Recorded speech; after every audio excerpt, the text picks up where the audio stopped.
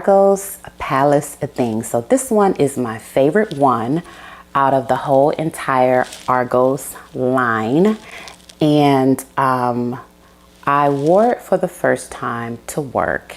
And in the morning, I got on the elevator and there was two guys on the elevator with me. One was on his phone and the other one was, on his phone too, but just kind of like looking through his phone.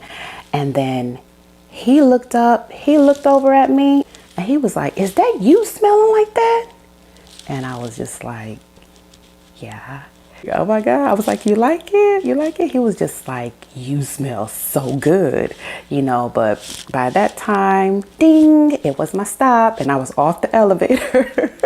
When I was walking off the elevator, he was still discussing the fragrance with the other guy on the elevator. So I'm just telling you that, listen, if you are female, this fragrance leans feminine to me.